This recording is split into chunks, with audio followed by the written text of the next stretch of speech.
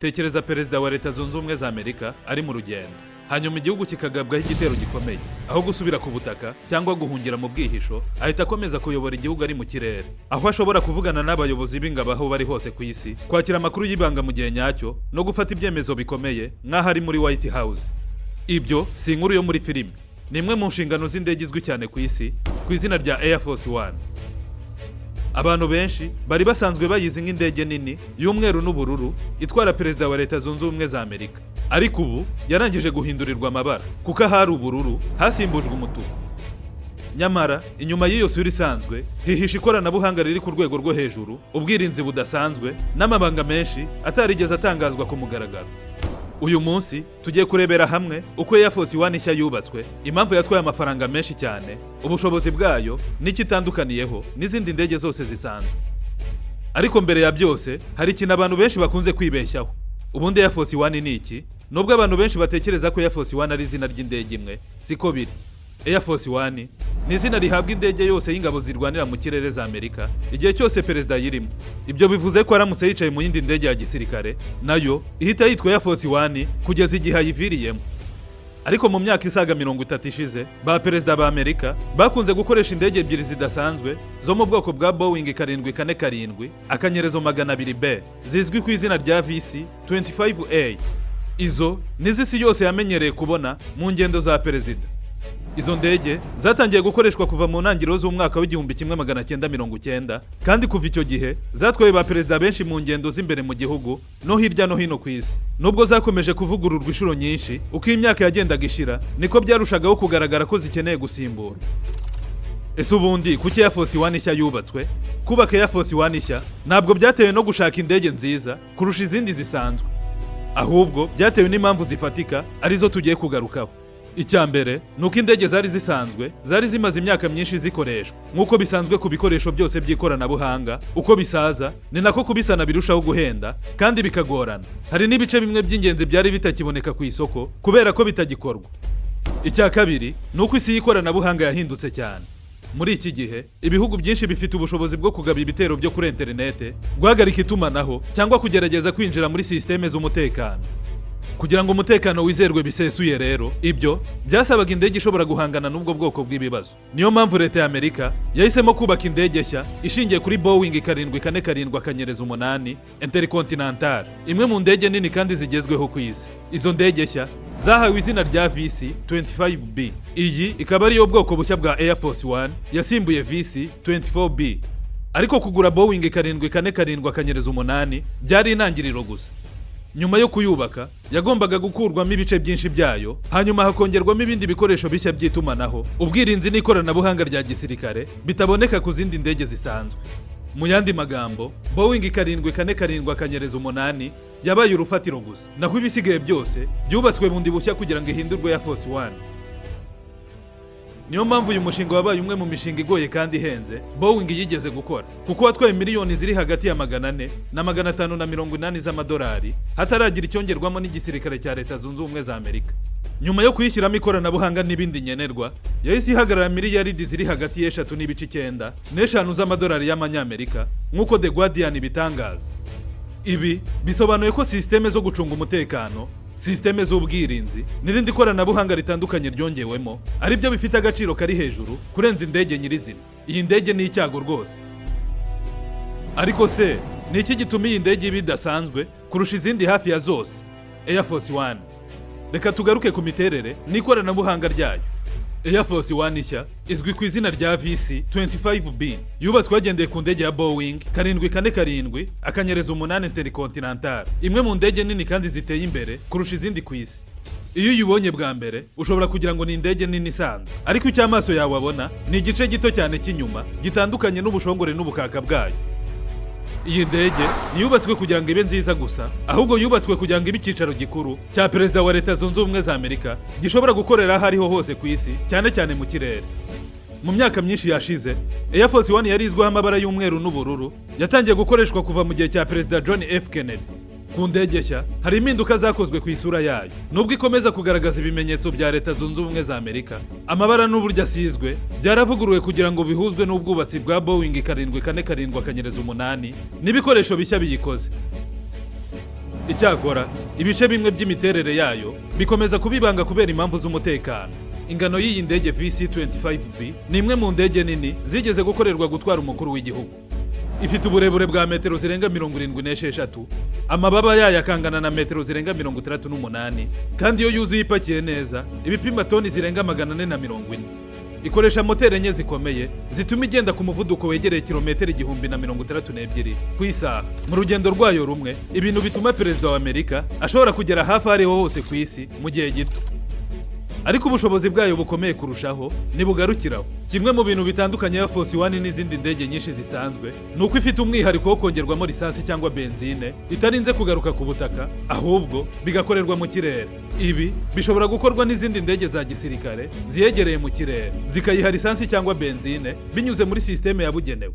Ibyo bituma Air Force 1 ishobora kuguma mu kirere igihe kirekire cyane iyo bibaye ngombwa. Ubu bushobozi bwayo ni ingenzi cyane mu bihe by'ibibazo bikomeye, kuko bituma Perezida adashobora kugwa ku kibuga cy'indege gishobora kuba kiri mu byago. Iyi ndege Abanyamerika bayifata nka House Iguruka. Imbere muri Air Force 1 ntabwo hameze nk'imbere mu ndege itwara abagenzi. Yubatswe nk'ibiro bya Perezida bishobora kwimuka igihe icyo ari cyo cyose. Harimo icyumba cya Perezida aruhukiramo, ibiro akoreramo, icyumba cy'inama, aho abajyanama be bakorera, ibyumba by'abashinzwe umutekano, n'ibindi bice bifasha ubuyobozi bw'igihugu gukomeza gukora nk'aho ari muri White House. Buri cyumba cyubatswe ku buryo cyorohereza Perezida gukomeza inshingano ze igihe icyo ari cyo cyose mu rugendo. Itumanaho ridacika. Muri iyi ndege harimo itumanaho rihambaye. Kimwe mu bikoresho by'ingenzi biri muri Air Force 1 ni systeme z'umutekano. Iyi ndege ifite uburyo bwihariye bwo kuvugana n'ibigo bya gisirikare, White House, ambasade za Amerika n'abayobozi bakuru b'ibihugu aho bari hose ku isi. Ikoresha uburyo bw'itumanaho kandi burinzwe cyane kugira ngo amakuru y'ibanga adafatwa n'abatabifitiye uburenganzira. Ifite kandi uburyo bwo gukomeza gukora niyo hagira ugerageza guhungabanya itumanaho hifashishijwe ikoranabuhanga. Ibi bituma Perezida wa Amerika ashobora gutanga amabwiriza no kwakira amakuru y'ingenzi igihe icyo ari cyo cyose. Uru rudege rutura kandi rufite icyumba cy'ubuvuzi. Kubera ko Perezida wa Amerika aba ari umuntu urinzwe cyane, Air Force 1 ifite icyumba cy'ubuvuzi gifite ibikoresho by'ingenzi byo gutanga ubutabazi bw'ibanze kandi bwihuse. Muganga wa Perezida agomba kuba ari mu bantu bagendana muri iyo ndege bya buri gihe, ku buryo igihe habaye ikibazo cy'ubuzima ashobora guhita atanga ubufasha ako kanya. Iyi ndege kandi ifite ibikoni bishobora gutegura amafunguro menshi mu rugendo rumwe. Ibyo bituma Perezida, itsinda rimuherekeje n'abandi bakozi bashobora kumara igihe kirekire mu kirere nta kibazo cy'ibiribwa bagize. Ariko nubwo ibyo byose bitangaje, ikintu cyatumye Air Force 1 iba icyamamare kurusha izindi ndege ni ubwirinzi bwayo, ubwirinzi budasanzwe. Kimwe mu bintu bituma Air Force 1 bimwe mu ndege zidasanzwe ni uburyo yubakiwe kurinda Perezida wa Leta Zunze Ubumwe za Amerika mu bihe bikomeye. Ariko hari ikintu kimwe cy'ingenzi ugomba kumenya. Leta ya Amerika nigeze itangaza ku mugaragaro ibisobanuro byose by'ubwirinzi bwayo. Amakuru menshi ajyanye n'uburyo iyi ndege irinda umukuru w'igihugu akomeza kuba ibanga rya gisirikare gusa. Icyakora ibizwi nuko iyi ndege ifite uburyo bwo gutahura ibishobora kuyitera no kugerageza kubyirinda. Abasesenguzi bavuga ko ifite ubushobozi bwo gutahura misile ziyoborwa n'ubushyuhe cyangwa se radar hakoreshejwe ikoranabuhanga ryabugenewe nka flyers na chaff, ndetse n'ubundi buryo bw'ikoranabuhanga bwo guhungabanya systeme z'umwanzi uyikurikiye. Ifite kandi uburyo bwo kurinda systeme zayo z'itumanaho kugira ngo zidahungabanywa n'ibitero by'ikoranabuhanga bituruka ku mwanzi. Ese koko iyi ndege itwara Perezida wa Leta Zunze Ubumwe za Amerika ishobora kurokoka intambara ya kirimbuzi? Iki ni ikibazo kimwe mu bibazo bikunze kubazwa cyane. Ukuri nuko Air Force 1 yubatswe kugira ngo ikomeze gukora no mu bihe bikomeye cyane. Abahanga bemera ko ifite ubwirinzi buyifasha kugabanya ingaruka z'ibitero bya EMP, electromagnetic pulse, bishobora guterwa n'iturika ry'igisasu cya kirimbuzi. Ibyo biyifasha kurinda ibikoresho by'itumanaho n'ibindi by'ingenzi. Ariko nta rwego na rumwe rwa Leta Zunze Ubumwe za Amerika rwigeze rwemeza ko Air Force 1 idashobora kwangizwa n'igitero cya kirimbuzi. Ubushobozi nyabwo bwayo bukomeza kuba ibanga rya gisirikare cya Leta Zunze Ubumwe za Amerika. Ese Air Force 1 yaba ifite intwaro? Igisubizo kizwi ku mugaragaro ni oya. Air Force 1 ntabwo yubakiwe gutera ibindi bihugu cyangwa kurwana nk'izindi ndege za gisirikare. Inshingano yayo nyamukuru ni ugutwara Perezida wa Leta Zunze Ubumwe za Amerika mu mutekano usesuye no kumufasha gukomeza kuyobora igihugu aho yaba aherereye hose ku isi. Mu rugendo rwayo ikingirwa n'izindi ndege za gisirikare iyo bibaye ngombwa, mu gihe yo yibanda ku mutekano n'itumanaho bya Perezida. Ubundi kuki indege yo mu bwoko bwa VC-25B ihenze cyane? Iyi ndege abantu benshi bakunze kwita White House Iguruka. kubaka Air Force One nshya ni umwe mu mishinga ihenze cyane mu mateka y'indege z'abakuru b'ibihugu. Agaciro k'umushinga kageze ku yakabakaba miliyari 5 z'amadolari ya Leta Zunze Ubumwe za Amerika. Icyo giciro si icy'indege ubwayo gusa, hiyongeraho ibikoresho by'itumanaho byo mu rwego rwa gisirikare, sisiteme z'umutekano, uburyo bwo kongera lisansi cyangwa benzine indege ikiri mu kirere, ibikoresho by'ubwirinzi bitandukanye n'ibizamini byinshi bikorerwa iyi ndege mbere y'uko Perezida yemererwa kuyijyamo. Kandi buri gice cyayo kiba kigomba kuba cyarakozwe, kikagenzurwa, kikageragezwa, kikongera kigasuzumwa inshuro nyinshi kugira ngo hizerwe ko cyizewe. Ubundi kuki indege yatinze kuzura, uyu mushinga watangiye mu myaka myinshi ishize, ariko urangwa n'imbogamizi nyinshi. Harimo impinduka zakomeje gukorwa ku ikoranabuhanga, ingaruka z'ihungabana ry'uruhererekane rw'ibikoresho ku isi, ibibazo by'abakozi, n'igenzura rikomeye ry'igisirikare cya Leta Zunze Ubumwe za Amerika. Kubera izo mpamvu, igihe cyo kuyuzuza cyagiye gisubizwa inyuma inshuro nyinshi.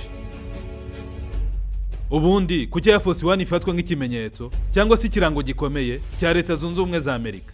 Air Force One ntabwo ari indege yo gutwara Perezida gusa, ni ikimenyetso cy'ubuyobozi bwa Leta Zunze Ubumwe za Amerika. Iyo igeze ku kibuga icyo ari cyo cyose, ibihagarariye Perezida n'igihugu cyose, kandi iri mu kirere, ibishobora gutuma ubuyobozi bw'igihugu bukora nk'aho Perezida ari muri White House. Niyo mpamvu bakunze kuyita White House Iguruka. Air Force One ni urugero rwiza rugaragaza ikoranabuhanga rya Leta Zunze Ubumwe za Amerika aho rigeze. Yahurijwemo ubuhanga butandukanye bwo kubaka indege, ikoranabuhanga ry'itumanaho, n'ubwirinzi bwo ku kigero cyo ku rwego rwo hejuru, kugira ngo Perezida wa Leta Zunze Ubumwe za Amerika ashobore kuyobora igihugu aho ari hose.